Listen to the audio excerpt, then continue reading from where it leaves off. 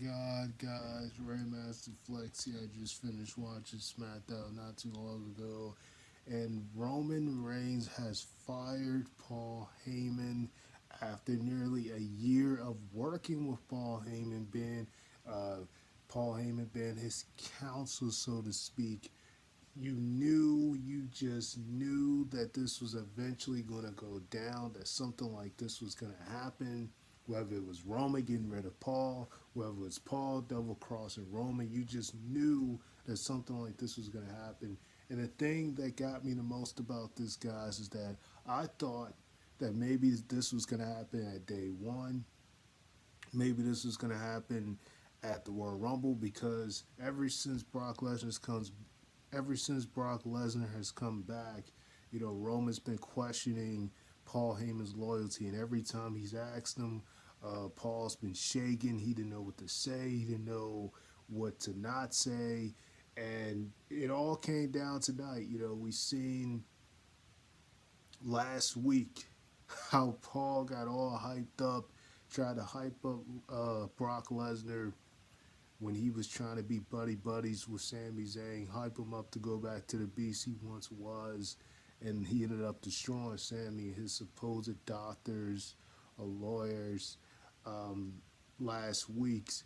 And this week, Roman seen that, so he confronted Paul. He asked Paul. He said, "Paul, who?" He said, "Paul." He asked him big questions. He said, "Did you know that Brock was going to be at SummerSlam? Did you know he was returning at SummerSlam? Did you know that he was going to be at Madison Square Garden? Did you know that he was gonna that his suspension was uplifted?" And then he asked him the most important question. He said, "Are you an advocate? Are you my counsel or an advocate?" And Paul Heyman finally, after so long of denying and claiming that he's on Roman's side, really not knowing what side he was on, even at Crown Jewel, we seen him throw the title in the middle of the ring, and Roman and Brock looked at each other, both trying to grab the titles. We even seen that happen at Crown Jewel, which eventually led to Brock getting screwed by the Usos, and Roman was able to retain the belt. But even then, we saw him throw the title. You didn't know who he was throwing it to, but he kind of looked at Brock and looked at Roman like you know what to do, like you know what to do.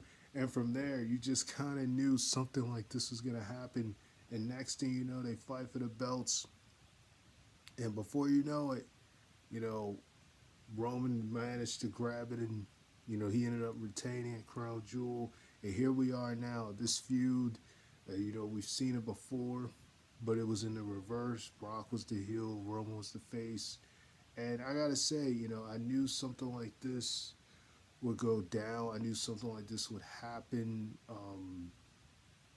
Eventually, I knew something like this would happen.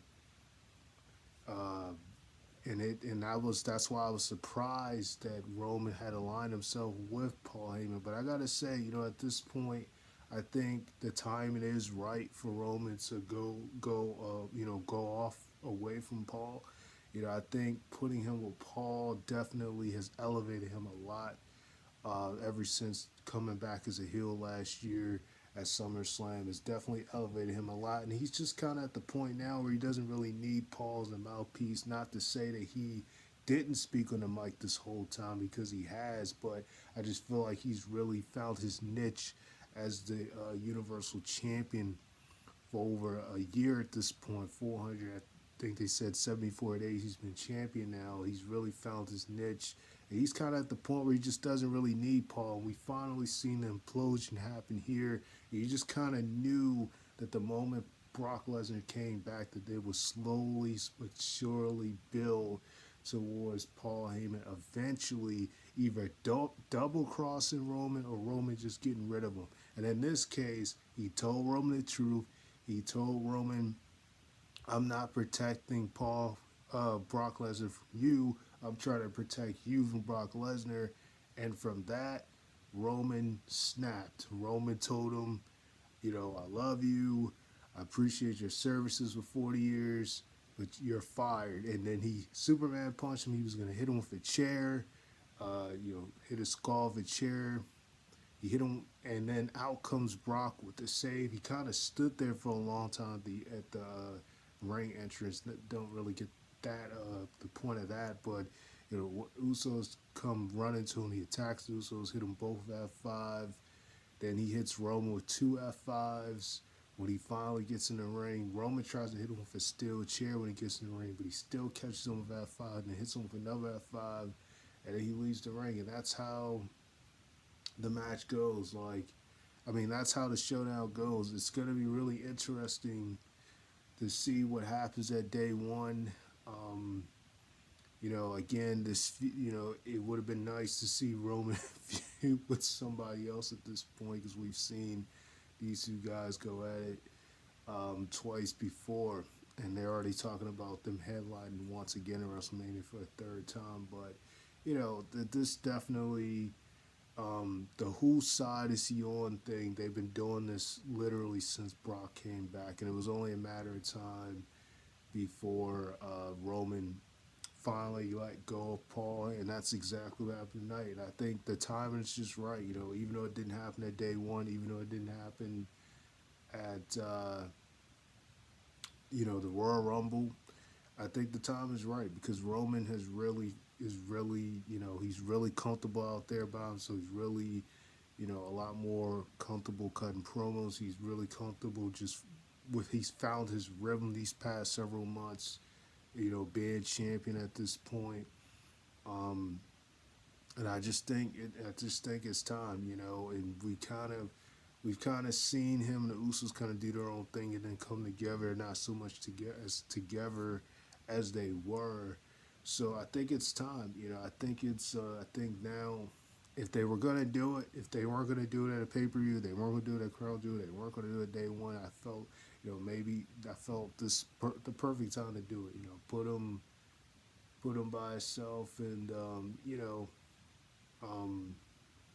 of course he'll still be out with the Usos from time to time, but for the most part, you still kind of see him doing his own thing, and I just think this is the time. But yeah, what a time frame for Paul to be with Roman for over a year. It really helped Roman out, in my opinion. It definitely helped Roman a lot.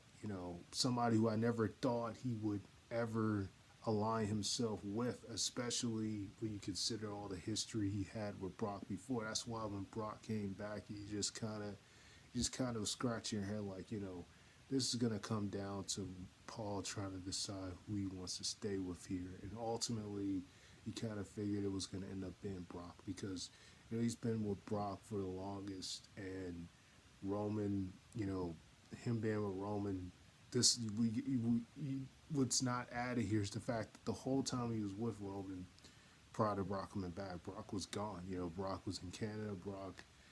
Brock did not show up again after losing to Drew at WrestleMania last year, so he was gone that whole time. The whole time that Paul had been with Roman, so you figure when Brock finally come back, something like this will happen. That's exactly what went down. After he beat John Cena to retain his belt at SummerSlam, then out comes Brock Lesnar. But from the time he first got with him and he won the belt at Payback, to the time that, he,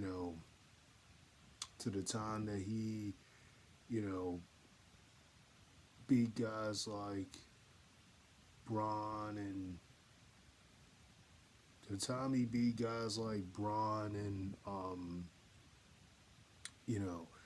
Braun and The Fiend at the time, and just even when he last year beat Drew at Survivor Series, of course by interference, but it was a really amazing match.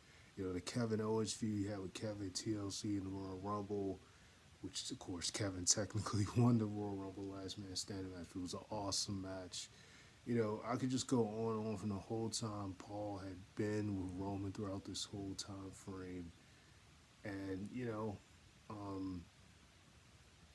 we got to see Roman win here. We got to see a dominating time frame with him and Paul. But now that time appears that it's come to an end. Now, they could do this and then we could still have a swerve happen at day one, but I doubt something like that would be the case, because we've seen times where they've had people break up and then all of a sudden a swerve or something. They try to do a swerve or something. But I don't think that'll be the case here. But definitely, just uh, I expected but unexpected at the same time. And you just kind of knew what would happen. So it'd be interesting to see where this goes from here. It looks like, Paul is back on the side of Brock, which he never really left to begin with, because even when they signed the contract prior to Crown Jewel, you know, Brock just kind of signed it without looking at it. And then, Roman just made fun of him. He was like, you must be some dummy because you didn't sign it. You didn't even look at that thing. And he was like, I already signed the daggone contract. And he was, and he said, with my advocate, Paul Heyman. And then he just looked at Paul angrily.